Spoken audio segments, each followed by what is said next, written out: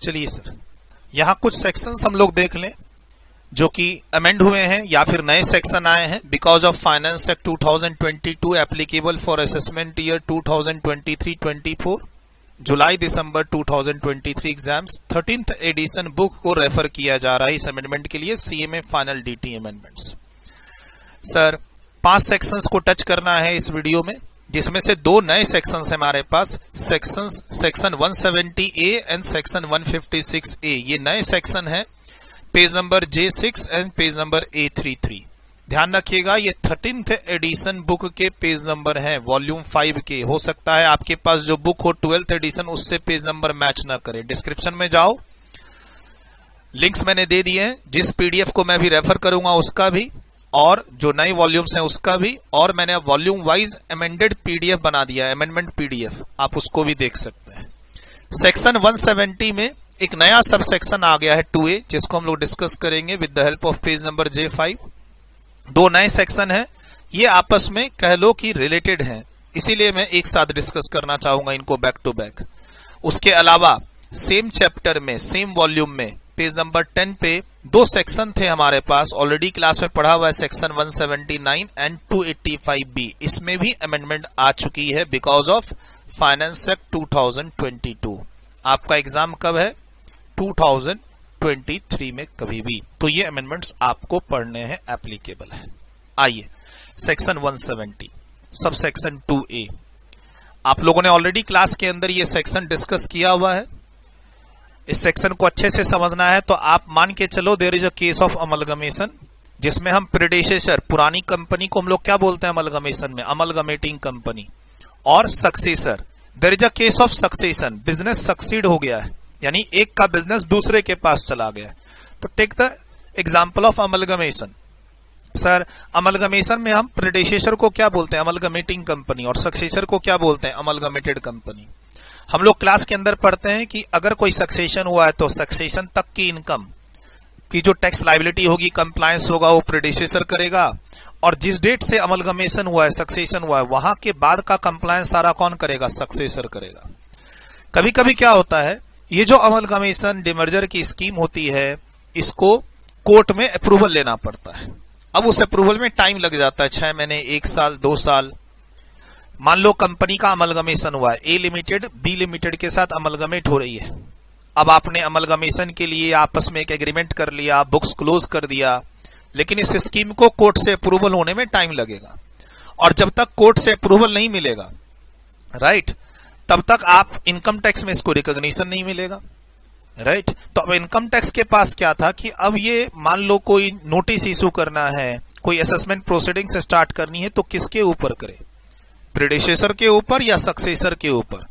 Successor के ऊपर कर नहीं सकती, क्योंकि कोर्ट में अभी भी स्कीम पेंडिंग है, बाद में पता चला कि अप्रूवल हुआ ही नहीं है। मतलब हम किसी अननोन पर्सन के नाम पर कैसे नोटिस भेज दें जो कि अप्रूव्ड ही नहीं हुई है स्कीम, कोर्ट में केस चल रहा है, पेंडिंग है प्रोसीडिंग्स। तो यहां पर क्या कहा गया है कि मान लो there is a case of amalgamation, और अमलगमेशन की जो प्रोसीडिंग्स है वो कोर्ट में अगर पेंडिंग है, तो आप प्रेडेसेसर के ऊपर नोटिस इशू कर सकते हो, उसके ऊपर असेसमेंट प्रोसीडिंग्स स्टार्ट कर सकते हो। ये नया सबसेक्शन इस चीज को एक लीगल रिकॉग्निशन दे रहा है। पहले कोर्ट्स के ऑर्डर थे, डिस्प्यूटेड ऑर्डर थे, कुछ कोर्ट्स ने बोला नहीं प्रोसीडिंग्स गलत हो गई, नोटिस गलत हो गया, कुछ कोर्ट्स ने कहा ठीक है नोटिस सही है। इन सबको इस अमेंडमेंट के थ्रू खत्म कर दिया गया। बोला गया कोई बात नहीं, अगर अमलगमेशन की, डिमर्जर की या सक्सेशन की जो स्कीम है अगर किसी कोर्ट में पेंडिंग है, तो ड्यूरिंग द पेंडेंसी आप नोटिस, कोई भी प्रोसीडिंग्स इनकम टैक्स की प्रेडेसेसर के ऊपर चला सकते हो, असेसमेंट रीअसेसमेंट से रिलेटेड कोई भी इनकम टैक्स की प्रोसीडिंग्स आप प्रेडेसेसर के ऊपर चला दो। और एक बार जब स्कीम अप्रूव्ड हो जाए कोर्ट में, एक बार जब कोर्ट का ऑर्डर आ जाए, ट्रिब्यूनल का ऑर्डर आ जाए, तो वो एज इट इज डिम्ड मानी जाएगी कि वो नोटिस, वो असेसमेंट प्रोसीडिंग्स सक्सेसर के ऊपर ही की गई थी। बस एक प्रोसेस को लीगलाइज करने के लिए एक छोटी सी अमेंडमेंट है, और कुछ खास नहीं। एक एग्जांपल के थ्रू इसको समझ लो। यहां पे मान लो सेक्शन 170 में एक नया सबसेक्शन 2A का डिस्कशन, ये अमलगमेटिंग कंपनी है ए लिमिटेड, जो अमलगमेट हो रही है किससे? बी लिमिटेड से। इनके बीच के आपस में जो एग्रीमेंट है, उन्होंने क्या कहा कि अमलगमेशन 1 जनवरी 2023 को होगा, बट इसकी जो अमलगमेशन की स्कीम है वो कोर्ट में गई, ट्रिब्यूनल कोर्ट या एनसीएलटी में गई, और वहां अप्रूवल इसको कब मिला? 1/11/2024 को, यानी 1 साल 10 महीने के बाद। अब 1 साल 10 महीने के बाद इस स्कीम को अप्रूव किया गया है, लेकिन क्या तब तक इनकम टैक्स वेट करेगी? नहीं। मान लो 3 महीने की रिलेटेड इनकम, अमलगमेशन की रेट इन्होंने फिक्स क्या की थी? जनवरी, तो जनवरी फरवरी मार्च की इनकम से रिलेटेड अब असेसमेंट करना है। स्कीम अप्रूव्ड हुई नहीं है, तो हम बी लिमिटेड पे कैसे असेसमेंट कर दें? तो इनकम टैक्स के ऊपर ना धर्म संकट था कि वो नोटिस किसके ऊपर इशू करे, ए लिमिटेड के ऊपर या बी लिमिटेड के ऊपर। अगर स्कीम अप्रूव्ड हो गई तो 1 जनवरी के बाद ए लिमिटेड की एग्जिस्टेंस ही नहीं है, और स्कीम अप्रूव्ड नहीं हुई तो बी लिमिटेड के ऊपर जो नोटिस इशू हुआ वो गलत हो गया। तो फिर ये जो अमेंडमेंट की गई है सबसेक्शन 2A के थ्रू, ये कहती है कोई बात नहीं, अभी स्कीम अप्रूवल में पेंडिंग है, 2024 में जाके स्कीम अप्रूव्ड होगी, कोर्ट में पेंडिंग है, 3 महीने की इनकम एसेस करनी है, चलो इससे रिलेटेड नोटिस तुम प्रेडेसेसर ए लिमिटेड पे इशू कर दो और असेसमेंट की प्रोसीडिंग्स ए लिमिटेड पे ही स्टार्ट कर दो। ठीक। अब ये नया सबसेक्शन क्या कहता है कि अच्छा स्कीम अप्रूव्ड हो चुकी है, अब ऐसा करो, ये नोटिस, ये असेसमेंट प्रोसीडिंग्स डिम्ड मान लो कि ये इनिशिएट की गई थी किस पे? बी लिमिटेड पे।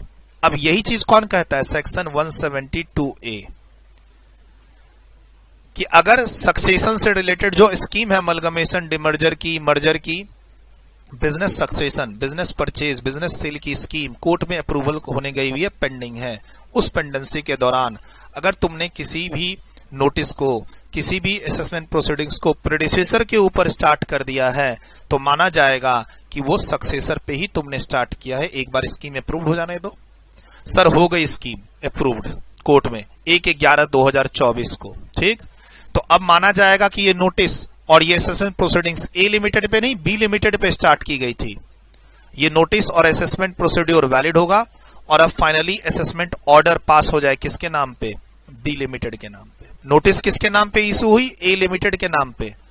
ऑर्डर किसके नाम पे इशू हो रहा है? बी लिमिटेड के नाम पे। क्यों सर? क्योंकि ए लिमिटेड का अमलगमेशन हो गया बी लिमिटेड के पास, और अमलगमेशन की डेट क्या थी? 1 जनवरी 2023। कोर्ट में एप्लीकेशन कब गया? सर कोर्ट में एप्लीकेशन कब गया? मान लो 1 जनवरी 2023 को, लेकिन कोर्ट से अप्रूवल कब आया? 1 नवंबर 2024 को। अब हम 1 नवंबर 2024 का वेट करने से पहले ही हमने क्या किया? नोटिस इशू कर दिया और असेसमेंट प्रोसीडिंग्स स्टार्ट कर दी। कब? बिफोर 1 नवंबर 2024। किस पे? प्रेडेसेसर ए लिमिटेड पे, और फिर स्कीम अप्रूव्ड हो गई। तो अब जो ये नया सबसेक्शन है क्या बोलता है? ये नोटिस, ये असेसमेंट प्रोसीडिंग्स डिम्ड इनिशिएट मानी जाएगी बी लिमिटेड पे, असेसमेंट ऑर्डर पास कर दो बी लिमिटेड के पास, सारा प्रोसेस सही हो गया। सर पहले बहुत डिस्प्यूट था, कुछ कोर्ट्स ने बोला कि जो नोटिस ए लिमिटेड पे इशू हुई वो गलत हुई, नोटिस वाज इशूड इनकरेक्टली, इसीलिए असेसमेंट को सेट असाइड करो, इस तरीके के जजमेंट सब आ गए थे। अब उन सब से कोई मतलब नहीं है, ये एक वैलिड प्रोसीडिंग्स है because of the new subsection 172A। बस सिंपल, इतनी छोटी सी एक अमेंडमेंट है विथ एग्जांपल्स। अभी मैं आपको ये लिखवा दूंगा, डोंट वरी, अभी मुझे एक बार रिकॉर्डिंग फिनिश करने दो। तो ये आपका जो है सेक्शन 170 सबसेक्शन 2A, यहां लिख लो प्लीज, यहां पर सेक्शन 170 सबसेक्शन 2A लिख लो, राइट। असेसमेंट और रीअसेसमेंट और other proceedings during the pendency of succession. Sir pendency क्यों है सक्सेशन की? क्योंकि स्कीम कोर्ट में अप्रूव्ड होने गई हुई और वो टाइम ले रहा है।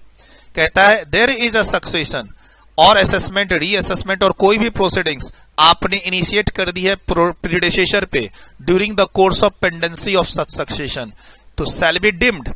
जो भी असेसमेंट, रीअसेसमेंट की प्रोसीडिंग्स आपने स्टार्ट कर दी है प्रीडेसेसर पे, माना जाएगा कि वो सक्सेसर पे ही की गई थी और सारे प्रोविजंस इनकम टैक्स एक्ट के सक्सेसर पे लगा दिए जाएंगे।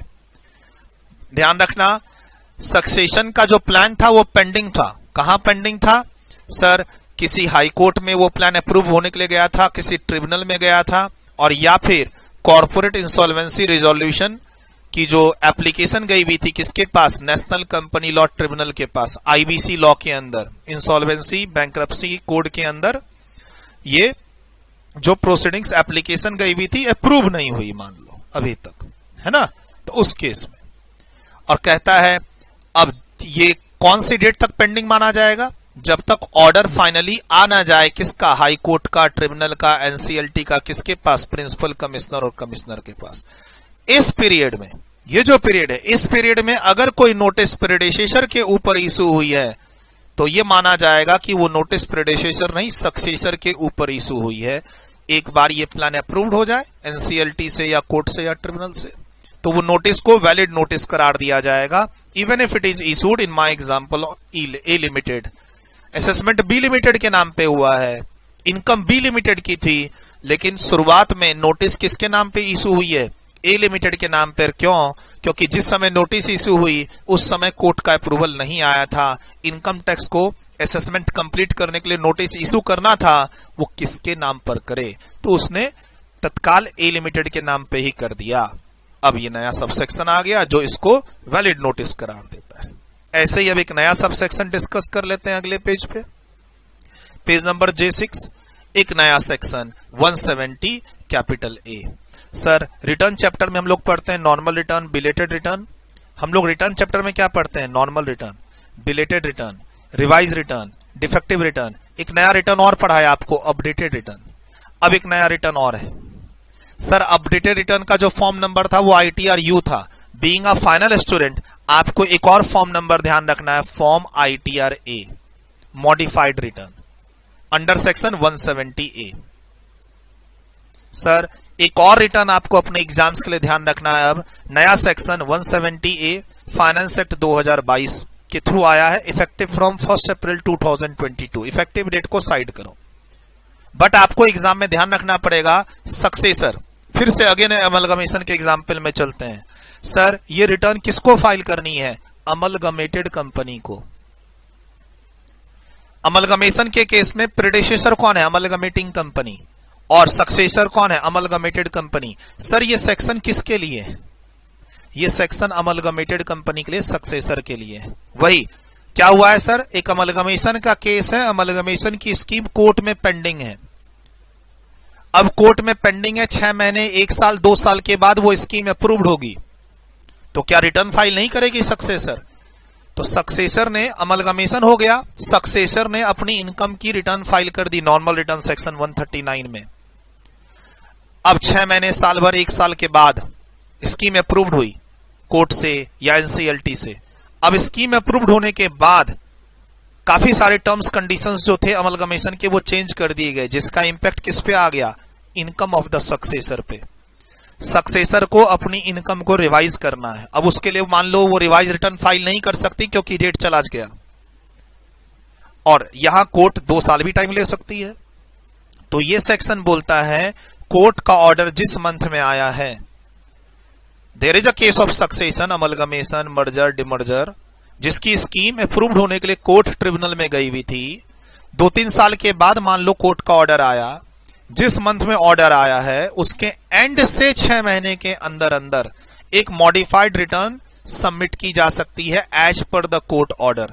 कोर्ट के ऑर्डर ने स्कीम के अंदर के टर्म्स कंडीशन को चेंज कर दिए, जिसके कारण इनकम पर इंपैक्ट आ गया। इनकम को चेंज करना है, बढ़ाना, घटाना, एक्सपेंसेस क्लेम करना, कुछ तो करना है सक्सेसर को, ठीक है। उसकी जो टैक्सेबल इनकम है सक्सेशन के डेट के बाद वाली, मान लो 3 महीने की, अभी जो 3 महीने था जनवरी, फरवरी, मार्च, उसी में मान लो इनकम को चेंज करना है उसको। सर स्कीम अप्रूवल का वेट किए बिना इन्होंने रिटर्न फाइल कर दी, करनी ही पड़ेगी। अमलगमेशन 1 जनवरी 2023 को हो गया बुक्स में, तो जनवरी, फरवरी, मार्च की तो रिटर्न फाइल होगी ना, सक्सेसर तो फाइल करेगा ही, राइट। सक्सेसर ने रिटर्न फाइल कर दी। अब उसके बाद 6 महीना, साल भर, 1 साल के बाद कोर्ट का ऑर्डर आया। जिस मंथ में कोर्ट ने ऑर्डर पास किया है उस मंथ के एंड से 6 महीने के अंदर एक ITRA फाइल होगी इलेक्ट्रॉनिकली विथ डिजिटल सिग्नेचर। ये ध्यान रखना है आपको एग्जाम के लिए। बहुत सिंपल सेक्शन है बट इंपॉर्टेंट है। Effect of order of tribunal court in respect of business reorganisation, section 170 A new section added by finance act 2022, volume 5, 13th edition, page number J6 में है। In case of business reorganisation, where prior to the date of order of High Court, Tribunal or Adjudicating Authority as defined in Section 5 of Insolvency and Bankruptcy Code 2016 as the case may be. Any return of income has already been furnished by the successor under the provision of Section 139. Sir amalgamation का case है, amalgamation की scheme approved होने गई हुई है court में, या मान लो आईबीसी के अंदर प्रोसीडिंग्स के लिए एप्लीकेशन एडमिट हो चुकी है, सक्सेसर ने बिना उनके ऑर्डर का वेट किए रिटर्न की ड्यू डेट आ रही थी, रिटर्न फाइल कर दी। अब स्कीम अप्रूव्ड हो गई, कोर्ट का ऑर्डर आ गया, तो उसके बाद अब सक्सेसर को ही ऑप्शन मिलता है कि वो 6 महीने के अंदर from the end of the month in which the set order was issued file a modified return in form number ITR A। Electronically file करनी है with the help of digital signature. Sir अब section 139 की due date इस पे काम नहीं करेगी। Business reorganisation में क्या आ सकता है? अमलगमेशन आ सकता है, डिमर्जर मर्जर आ सकता है। सक्सेसर कौन है? वही नई एंटिटी, चाहे वो एग्जिस्टेंस में पहले से थी या नहीं थी। सर अमलगमेशन के केस में अमलगमेटेड कंपनी, डिमर्जर के केस में रिजल्टिंग कंपनी। एक बढ़िया सा एग्जांपल आपको यहां पे दिया हुआ है, ए लिमिटेड मर्ज हो रहा है बी लिमिटेड से, बी लिमिटेड के साथ कब? 1/4/2021 को, लेकिन कोर्ट का ऑर्डर कब आया? अगले साल 1 नवंबर 2022 को। लेकिन तब तक में बी लिमिटेड ने प्रीवियस ईयर 21-22 असेसमेंट ईयर 22-23 की 30 अक्टूबर को रिटर्न फाइल कर दी। देखो इसके ठीक 2 दिन के बाद 1 नवंबर 2022 को कोर्ट का ऑर्डर आया है। सर अमलगमेशन कब हुआ है, मर्जर कब हुआ है? 1/4/2021 को। प्रीवियस ईयर 21-22 असेसमेंट ईयर 22-23 का ड्यू डेट मैंने 30 अक्टूबर को रिटर्न फाइल कर दी। कंपनी का जनरली ड्यू डेट क्या होता है? 31 अक्टूबर। रिटर्न फाइल कर दी मैंने, कोर्ट के ऑर्डर का वेट नहीं किया। लेकिन कोर्ट का ऑर्डर कब आया? 1 नवंबर को। अब because of this court order एक बार और अब बी लिमिटेड को मॉडिफाइड रिटर्न फाइल करनी पड़ेगी। कब तक? 31 मई 2023 तक। कैसे निकला ये डेट? सर 1 नवंबर को कोर्ट का ऑर्डर आया, इसका एंड 30 नवंबर, वहां से 6 महीना आगे 31 मई। तो ये बेस्ट एग्जांपल है आपके एग्जाम के लिए। ये भी सेक्शन आपका कंप्लीट। सर 170A अभी अभी आपने कंप्लीट किया। Concept of modified return, form number ITR A electronically file करनी है with the help of digital signature. किसको? सक्सेसर को। कब?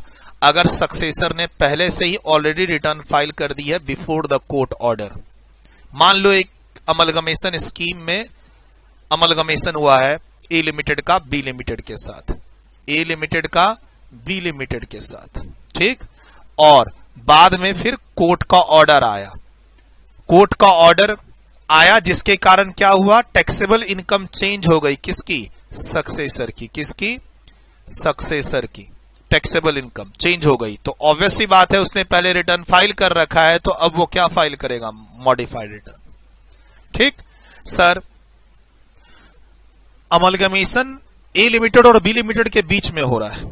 हमारा एग्जाम्पल में 1 जनवरी को अमलगमेशन हुआ 2021 को, कोर्ट का ऑर्डर अगले साल नवंबर में आया। तो मैं क्या, यानी बी लिमिटेड क्या तब तक वेट करेगी, रिटर्न फाइलिंग करेगा? नहीं, वो रिटर्न फाइल कर चुकी।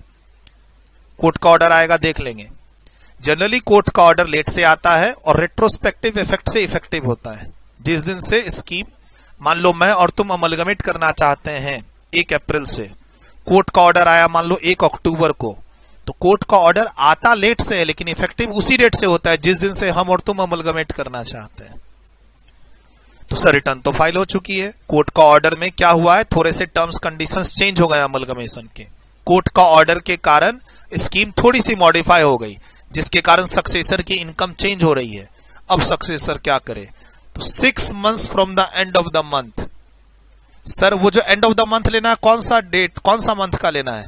जिस महीने में पहली रिटर्न फाइल हुई थी? नहीं, जिस मंथ में कोर्ट का ऑर्डर हुआ है, जिस मंथ में कोर्ट का ऑर्डर इशू हुआ है। क्या लिखा हुआ है? From the end of the month in which the said order was issued.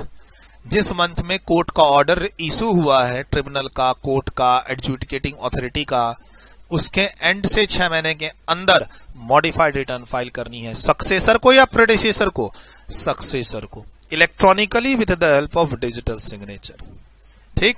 एक और सेक्शन है इन्हीं सब के आसपास, हम उसकी भी बात कर लेते हैं। ये पेज भी आपका कंप्लीट, ये अमेंडमेंट भी कंप्लीट।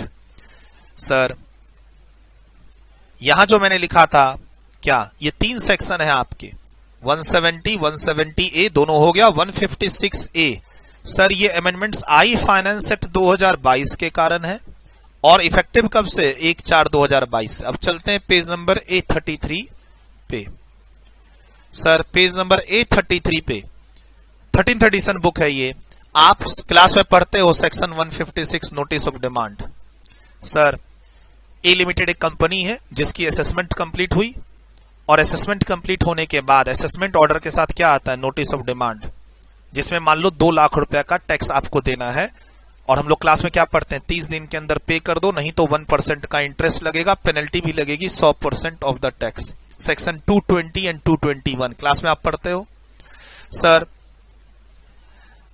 असेसमेंट के पहले अगर आप टैक्स देने में डिले करते हैं, मान लो आप रिटर्न फाइल करते समय, एडवांस टैक्स पे करते समय अगर टैक्स में डिफॉल्ट करते हैं तो आपके पास इंटरेस्ट है 234A, 234B, 234C, फिर वहां लेट फी भी है 234F की।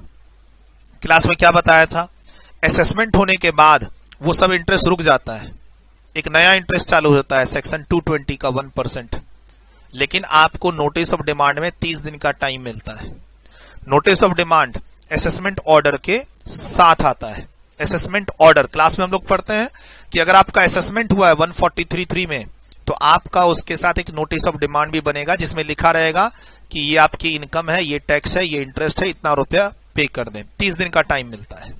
ठीक है sir, notice of demand issue हो गई, नोटिस ऑफ डिमांड इशू हो गई, company A limited notice of demand issue हो गई कि तुमको 2 लाख रुपया देने हैं 30 दिन के अंदर। अब उस 30 दिन के दरमियान जो कंपनी है ए लिमिटेड वो चले गई इंसॉल्वेंसी प्रोसीडिंग्स में। बैंक्रप्सी जो आपका इंसॉल्वेंसी एंड बैंक्रप्सी कोड है उसमें चली गई, उसका एप्लीकेशन एडमिट हो गया क्योंकि वो जो कंपनी थी वो मतलब डिफॉल्ट कर रही थी, डेटर्स को टाइम, क्रेडिटर्स को टाइम पर पेमेंट नहीं कर रही थी, बैंक के लोन पेमेंट नहीं कर रही थी टाइम पे, है ना, डिवेंचर्स की जो डेट थी वो लिमिट क्रॉस कर रही थी, डिवेंचर होल्डर को इंटरेस्ट टाइम पे नहीं दे रही थी। सर कोई बॉन्ड का रिडम्पशन का डेट आ गया था वो रिडीम नहीं कर रही थी, क्रेडिटर को टाइम पे पेमेंट नहीं कर रही थी, तो किसी ने कंप्लेन कर दी और खींच लिया कंपनी को कहा इंसॉल्वेंसी प्रोसीडिंग्स में। चलो सर, और ऑलरेडी इनकम टैक्स का डिमांड भी आ रखा है 2 लाख का, वो भी तुमने नहीं दिया, तो अब ये केस कहां चला गया कंपनी का, इंसॉल्वेंसी प्रोसीडिंग्स में, आईबीसी के अंदर।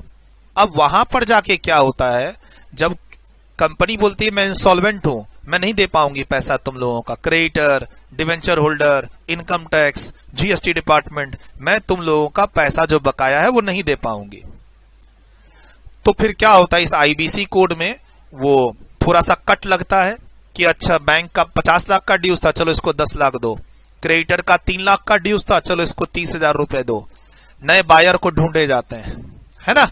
इंसॉल्वेंसी प्रोसीडिंग्स, कंपनी की मैनेजमेंट को चेंज किया जाता है, कंपनी को नए लोगों को बेचा जाता है, कंपनी का पैसा जिसके जिसके पास बकाया है वो सारे पैसे कम किए जाते हैं कि चलो इतना नहीं इतना पे कर दो, इतना नहीं इतना पे कर दो, हमें नए मैनेजमेंट मिल गए, नए लोग मिल गए कंपनी चलाने के लिए। अब उसी में क्या हुआ, इनकम टैक्स का जो नोटिस ऑफ डिमांड था 2 लाख रुपए का, उसको भी कम कर दिया ऑर्डर में। आईबीसी लॉ के अंदर ऑर्डर पास हुआ और इनकम टैक्स का ड्यूज को कम कर दिया गया कि सुनो इनकम टैक्स तुमको 2 लाख अब नहीं मिलेगा, तुम्हारी कंपनी, तुम्हारा एसईसी डूब गया, इंसॉल्वेंट हो चुका, अब तुम इससे सिर्फ 30,000 ही रिकवर कर सकते हो। तो नोटिस ऑफ डिमांड पहले आ चुकी है सेक्शन 156 में 2 लाख रुपए की, और हमारा एसईसी कहां चला गया है, इंसॉल्वेंसी प्रोसीडिंग्स में। वहां से अब क्या हुआ, नोटिस ऑफ डिमांड के अमाउंट को कम कर दिया गया। तो अब इनकम टैक्स के पास कोई सेक्शन था ही नहीं 156 के नोटिस ऑफ डिमांड के अमाउंट को चेंज करने का। तो अब लेकिन आपके सामने एक नया सेक्शन आ चुका है, सेक्शन 156 से कहता है कि ऐसा कुछ हुआ है तो अब जो पहले नोटिस ऑफ डिमांड इशू हुआ था उसके अमाउंट को रिड्यूस किया जा सकता है, रिवाइज किया जा सकता है इस सेक्शन की हेल्प से। बहुत सिंपल सेक्शन है। नोटिस ऑफ डिमांड जो इनकम टैक्स की इशू हो रखी है 156 में, उसके अमाउंट को कम करना है।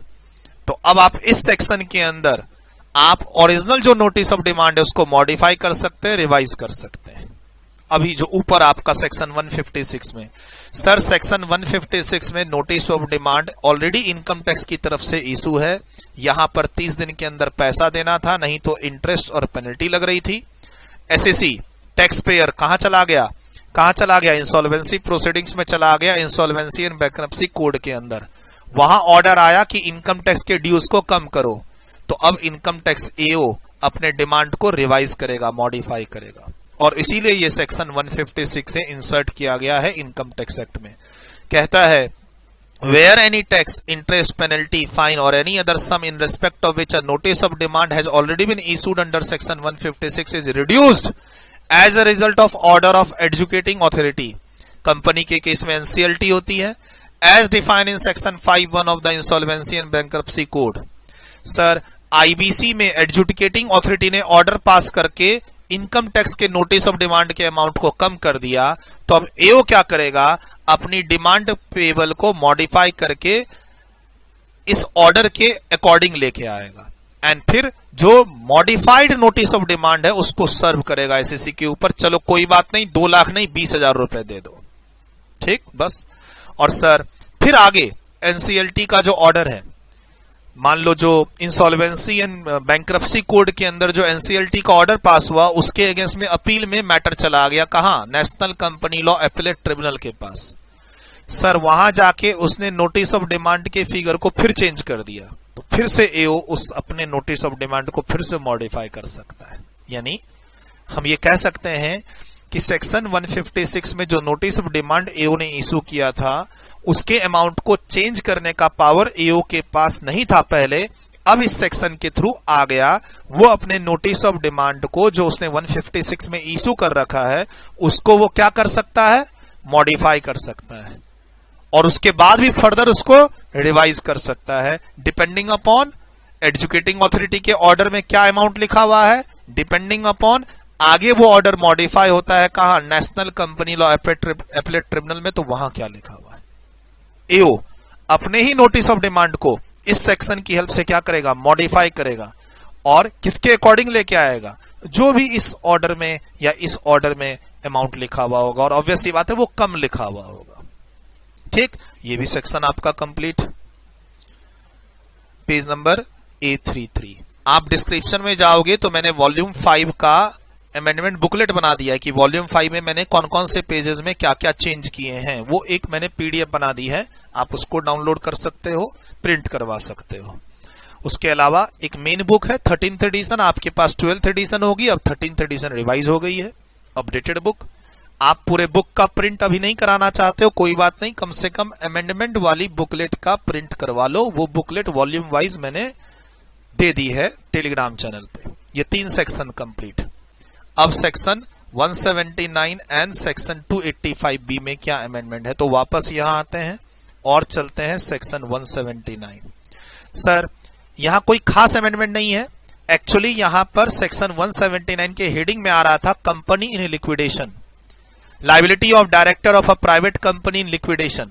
सर ये हर तरह की कंपनी पे अप्लाई होगा, चाहे कंपनी लिक्विडेशन में जाए या ना जाए, इसलिए लिक्विडेशन जो वर्ड है यहां से ड्रॉप कर दिया गया, बस यही खास अमेंडमेंट है, यही छोटी सी अमेंडमेंट है, कोई खास नहीं। सेक्शन 179 में जो डायरेक्टर की लायबिलिटी दी गई है, मैंने क्लास में बोला हुआ ये फेवरेट क्वेश्चन है, theory question, right a short notes on liability of director of a private company. तो क्या था, ये लिक्विडेशन जो वर्ड था वो गलती से आ रखा था हेडिंग में, क्योंकि इस पूरे अंदर के मैटर में लिक्विडेशन वर्ड नहीं था, तो इस बार अमेंडमेंट करके इस वर्ड को ड्रॉप कर दिया गया। और यहां फी की चर्चा नहीं थी। सर जो डायरेक्टर की लायबिलिटी है वो टैक्स के अलावा पेनल्टी, इंटरेस्ट, फीस सब पे रहेगी, तो यहां वर्ड फी नहीं था, वो फी ऐड किया गया है, और कोई खास अमेंडमेंट इस सेक्शन में नहीं हुई है। सर सेक्शन 179 अमेंड हो गया, इसके कारण मैंने यहां पर पेज नंबर JJ2 में इस सॉल्यूशन को भी थोड़ा सा चेंज कर दिया है, यहां फी ऐड कर दी है, यहां इन लिक्विडेशन वर्ड को मैंने ड्रॉप कर दिया है। ध्यान रखिएगा, ये शॉर्ट नोट्स आते हैं क्वेश्चन इंस्टीट्यूट की तरफ से एग्जाम में। चलिए सर एक सेक्शन और हम लोग अभी इस वीडियो में करेंगे, सेक्शन 285B। सर पहले ये टेक्स्ट थे जिसमें सिर्फ बात हो रही थी कि पर्सन क्या कर रहा है, carrying on production of cinematography films, लेकिन अब इसमें और ऐड हो गया है कि आप फिल्म बनाने के अलावा और कोई भी इंगेज्ड हो किसी और स्पेसिफाइड एक्टिविटी में, वो एक्टिविटी क्या हो सकती है, इवेंट मैनेजमेंट की, डॉक्यूमेंट्री प्रोडक्शन की, production of programmes for telecasting on television और ओवर द टॉप प्लेटफॉर्म्स और अदर सिमिलर प्लेटफॉर्म्स जो आजकल ये सब आ चुके हैं online platforms, sports event management और अदर परफॉर्मिंग आर्ट्स और any other notified activity. Sir ये जनरली हम लोग बोलते हैं ना ओटीटी प्लेटफॉर्म्स, है ना। तो पहले क्या था इस सेक्शन में सिर्फ बात हो रही थी कि मूवी बनाने वाले लोग, अगर आप क्या बना रहे हैं, मूवी बना रहे हैं, और मूवी बनाने के दौरान आपने किसी पर्सन को 50,000 से ज्यादा की पेमेंट की है उस मूवी से रिलेटेड। मान लो मैं एक मूवी बनाना चाहता हूं और उस मूवी से रिलेटेड मैंने कोई म्यूजिक कंपोजर हायर किया हुआ है और उसको मैंने 2 लाख रुपए की पेमेंट की है, तो इस सेक्शन में, इस फॉर्म में हमें रिपोर्टिंग करनी पड़ती थी मूवी कंप्लीट होने के 30 दिन के अंदर, राइट, और या फिर ईयर एंड के 30 दिन के अंदर। अब वो इवेंट कब कंप्लीट हुआ उससे कोई मतलब नहीं है, ईयर एंड के बाद 60 दिन के अंदर स्टेटमेंट आपको सबमिट करना है फॉर्म नंबर 52A में। और मूवी बनाने के अलावा और भी इवेंट इसके अंदर कवर हो चुके हैं जिसकी लिस्ट यहां दी हुई है। बहुत सिंपल अमेंडमेंट्स हैं। कहता है submission of statement by producer of a cinematography films और a person engaged in specified activity, any person carrying on the production of a cinematography films or engaged in any specified activity or both during the financial year shall in respect of such production or specified activity furnish within 60 days, पहले 30 days था, अब 60 days है, from the end of the financial year। Sir पहले क्या था, end of the previous year और end of the film production, whichever is earlier। पहले क्या था, फाइनेंशियल ईयर के एंड और completion of movie production which ever is earlier. अब ऐसा नहीं है, अब आपका ये इवेंट कभी भी कंप्लीट हुआ हो, मूवी का प्रोडक्शन कभी भी कंप्लीट हुआ हो, आपको ईयर एंड के बाद 60 दिन के अंदर एक स्टेटमेंट सबमिट करनी है कि तुमने किन लोगों को उस प्रोडक्शन से रिलेटेड, उस इवेंट से रिलेटेड किन लोगों को एग्रीगेट या सिंगल 50,000 रुपए से ज्यादा की पेमेंट की है। मान लो मैंने किसी एक्टर को, सर मेरी एक मूवी आने वाली है ऑनलाइन ओटीटी प्लेटफॉर्म पे, है ना, मान लो 40-50 लाख रुपया खर्च करके मैंने एक डॉक्यूमेंट्री बनाई, मैं एक प्रोड्यूसर हूं और मैंने 40-50 लाख रुपया खर्च करके एक डॉक्यूमेंट्री बनाई जिसको मैं ओटीटी पे लाने वाला हूं, राइट, इस ईयर में। तो इस ईयर के एंड के बाद 60 दिन के अंदर मुझे स्टेटमेंट सबमिट करना पड़ेगा कि इस डॉक्यूमेंट्री मूवी पे जो मैंने 40-50 लाख रुपए खर्च किए, अब उसके अंदर जो काफी लोगों की मैंने हेल्प ली, डायरेक्टर की हेल्प ली, स्क्रिप्ट राइटर की हेल्प ली, कैमरामैन की हेल्प ली, एक्टर की हेल्प ली, है ना, कोई जगह किराए पर ली होगी, किसी को भी पेमेंट अगर मैंने की है 50,000 रुपए से अधिक की, तो मुझे उसकी स्टेटमेंट में डिस्क्लोजर देके सबमिट करना पड़ेगा। सिंपल सी रिक्वायरमेंट है। इस वीडियो को यहीं पे अंत करते हैं। Bye bye, take care. इसको लिख लीजिए, डन, वीडियो रोक के लिखा, next, done, next, done, next, done, next, done. Sir यहां ध्यान रखिएगा 6 मंथ्स कहां से लेते हैं, from the end of month in which court order is issued। Sir